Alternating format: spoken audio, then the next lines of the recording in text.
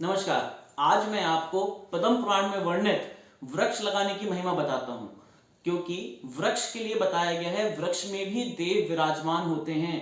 इसका मतलब ये हुआ, यदि हम कोई वृक्ष लगाते हैं तो हम पे ईश्वर प्रसन्न होता है।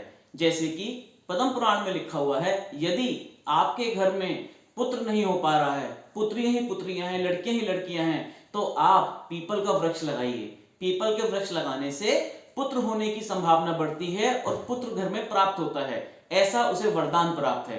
यदि आपके घर में पुत्र ही पुत्र है, पुत्री नहीं हो रही है, बालिका नहीं हो रही है, तो आप जामुन का वृक्ष लगाइए। जामुन का वृक्ष कन्या प्रदान करता है। यदि आपके घर में कोई बीमार है, आपको लगता है कि इनकी सेहत ठीक नहीं हो रही है या कोई बीमार है, तो आप उनसे नीम का वृक्ष लगवाइए। नीम का वृक्ष मनुष्य को आयु प्रदान करता है।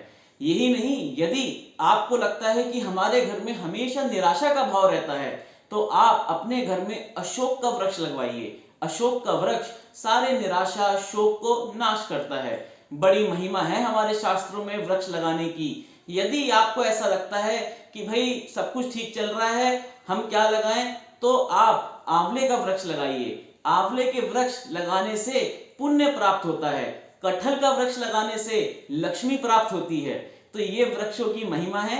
अगर आप इनको लगाते हैं तो कहीं ना कहीं आप अपने भाग्य में अपने पुण्यों को बढ़ा रहे हैं, और इस पुण्य को बढ़ाते रहिए, भगवान का नाम कीर्तन करते रहिए। यदि आपका कोई भी सवाल है तो आप मुझे कमेंट बॉक्स में लिख सकते हैं। Thank you. नमस्ते।